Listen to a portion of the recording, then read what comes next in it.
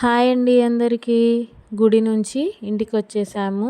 ఇప్పుడు సుంకులమ్మ గుడికి వెళ్తున్నాము. మళ్ళీ కుండ ఎత్తేసుకొని ఇలా కుండ పెట్టేసుకొని గుడి చుట్టూ ప్రదక్షిణలు అయిపోయిన తర్వాత గుడి లోపలికి వచ్చి మేము ఇలా మా అమ్మ బొట్టు పెట్టేస్తుంది.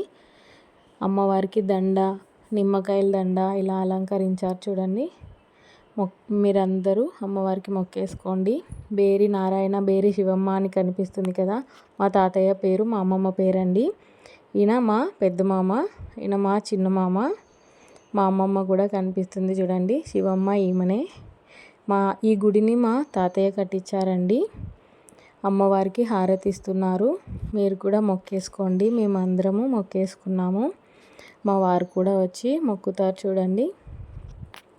నెక్స్ట్ నేను కూడా వచ్చి మొక్కేసుకున్నాను. ఈ ప్లేస్ అయిన తర్వాత మళ్ళీ ఇంకో ప్లేస్కి వెళ్తాము. అది వీడియోలో చూపిస్తాను కంటిన్యూషన్. ఇక్కడ ఇలా చేస్తే అమ్మవారు పర్మిషన్ ఇచ్చినట్టు